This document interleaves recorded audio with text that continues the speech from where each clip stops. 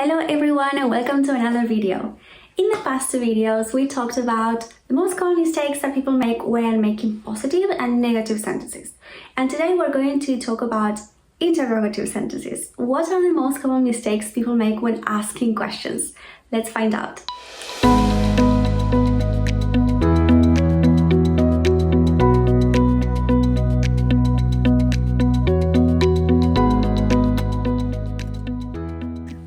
Before we jump into mistake number one, I would like you to do some detective work and help me discover the rules.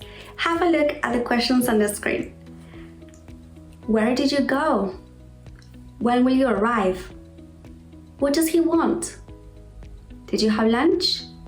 Can we stay here? Do all the questions have an auxiliary?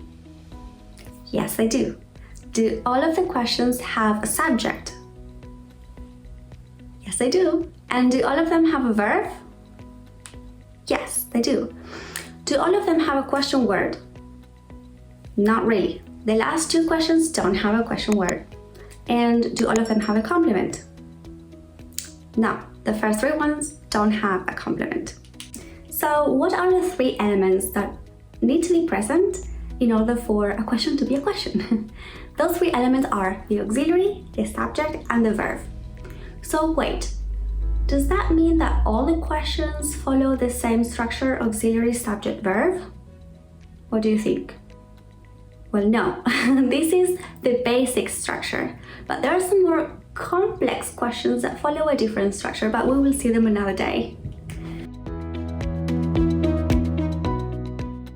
Okay, I think that you're ready to start discovering mistakes.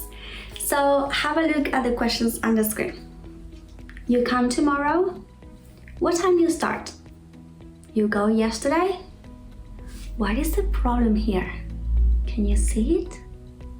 The problem is that there is no auxiliary. I hope you have said that. The problem is that there is no auxiliary. I said before that there are some exceptions, of course, but in general, you need an auxiliary to ask a question. Don't forget that. So let's have a look at the questions with auxiliaries now. Will you come tomorrow?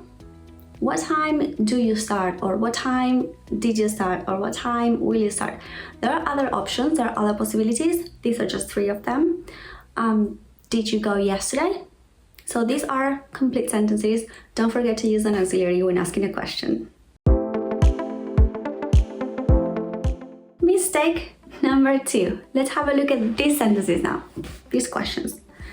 Did you went? Does she goes? What is the problem here? There's something wrong with the verbs. Can you see? Something looks strange. The problem is that the verb has been conjugated, and you shouldn't do that in questions. So when there is an auxiliary present, like in this case we have did and does, when there's an auxiliary present, the verb needs to be a bare infinitive. So a bare infinitive is what I like calling a clean verb. It means the verb as it is, no s, no past, no ing, nothing. So make sure that when you're asking a question, you use a bare infinitive, just like this. Did you go? Does she go? Because did is already showing you that the question is in the past, and does is already showing you that the question is in the present. So the verb needs to be just bare infinitive. Please don't conjugate it.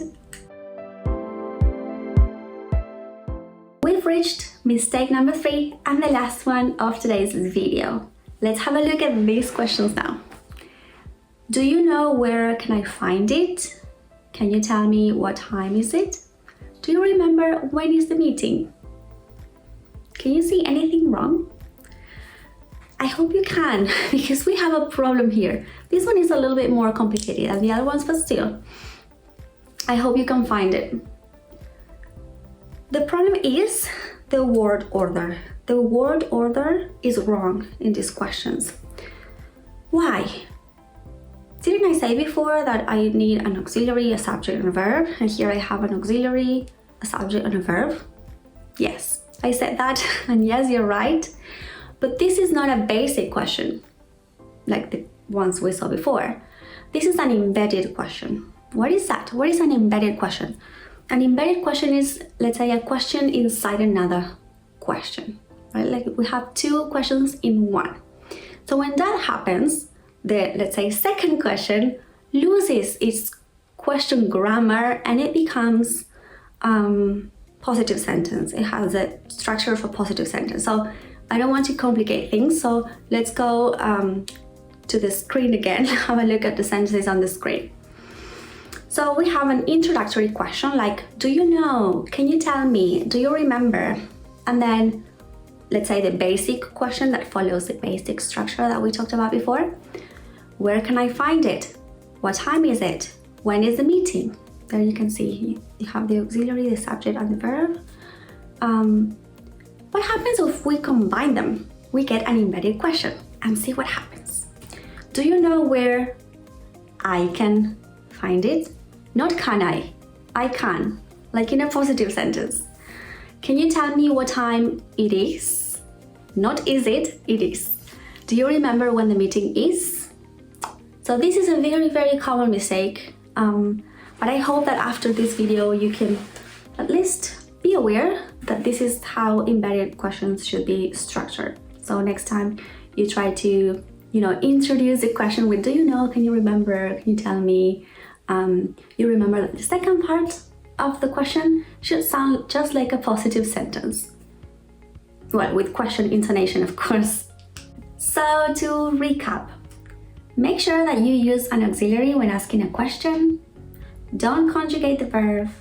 And when you are using an embedded question, make sure that the second part of the question just follows the structure of a positive sentence.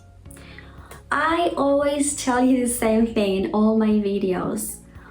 Don't worry too much about making mistakes. This may sound contradictory because my last 3 videos have been about don't make this mistake. But this is just because these are very, very basic mistakes, and what you need to focus on is on being easy to understand. You don't want the other person to struggle and ask you, what did you say? Because you can get very nervous. Depends on the person, of course, but it's not very nice to, realize that the other person cannot understand what you're saying or that is having a hard time understanding what you're saying. So your focus should be on being clear. And because these are very basic mistakes, I do like talking about them, and I do encourage people to just worry a little bit about. These are the kind of mistakes that you should try to avoid because they are very basic and they can impact on communication. But again, don't stress about it, and pay attention when you speak, see how you structure questions, and if you find that your questions are, grammatically speaking, just positive sentences with question intonation, well, that's a habit that you should break. It won't happen overnight, but just be aware, practice, and you will get there eventually, yes. Okay, that was it for today. I hope you have found this video useful, and see you next time. Bye!